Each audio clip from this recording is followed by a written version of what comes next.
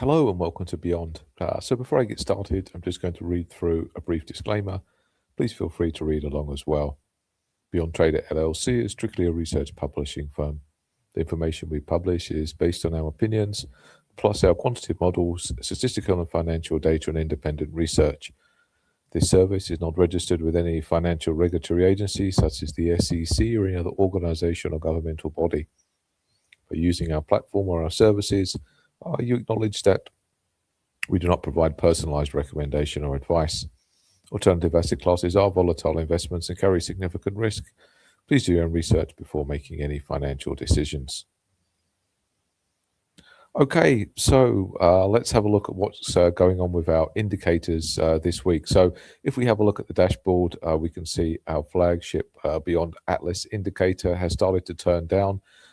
And if you are familiar with the indicator, then you'll know that if Biyond Atlas is moving down, it's very positive for Bitcoin. And at the moment, even though we are still in the red zone, we're making some good traction away from the red zone, which kind of leads us to believe that things are improving for Bitcoin in the short term. But still, as we remain inside the red zone for Atlas, things aren't quite so bullish as they should be over the medium term. So if we have a look at our Vanguard, it's remaining in orange, which is striking a cautious tone again going into the next week. And I guess if we have a look at Biyond Challenger, I think the most notable thing is that on the weekly time frame, in maybe 3 or 4 weeks' time, we may be getting a buy signal set up. And in order for that to happen, we probably need some type of lower low in Bitcoin.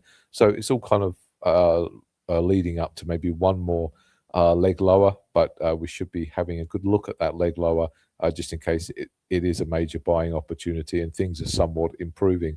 I thought this week I'd have a look at our long versus short ratio, and I'd track some coins because our long versus short ratio, it can at times produce some significant alpha out there, and I'll show you why. So starting with retail traders, which if you have a look on the graph here, this is plotted as global retail accounts. And what we basically want to be looking at is doing the opposite of what they're doing. So at the moment, they're positioned for a move towards 95,000 in Bitcoin, and the price is obviously moving somewhat lower. So while that is the case, we should expect the divergence in price and positioning to happen because they're typically considered not the smart money. So that's just a basic idea of how this indicator works. So something that I want to show is 3 coins that have got some pretty compelling setups at the moment. So if we have a look at 1 inch,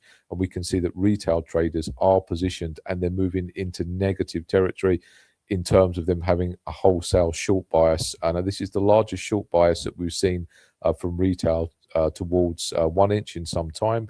And we can see when that starts to happen, then we see some type of meaningful divergence in price. So the point being is keep your eye on 1 inch all the time that retail was short.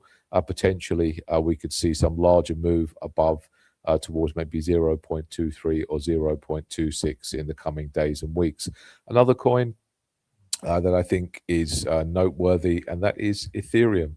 If we have a look at how traders are positioned towards Ethereum, I think one good idea would be to look at how the positioning of larger traders with the highest margin balances at the moment. And they're currently expecting, or they were expecting, a price ramp through to 3,500 to 3,400. I have a similar idea of my own, and I think that we could probably see something like that happening after the Fed. Maybe we get a move up into that price zone. But the fact that they're positioned for it is quite a compelling trading idea. And again, if we go on the positions from global accounts, they're tracking the larger accounts who are typically considered more sophisticated in terms of understanding the market.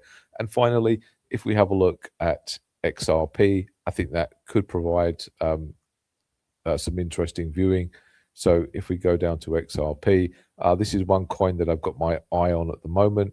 And let's see how retail are positioned for it. So retail are currently positioned for a move higher, and the price is moving lower.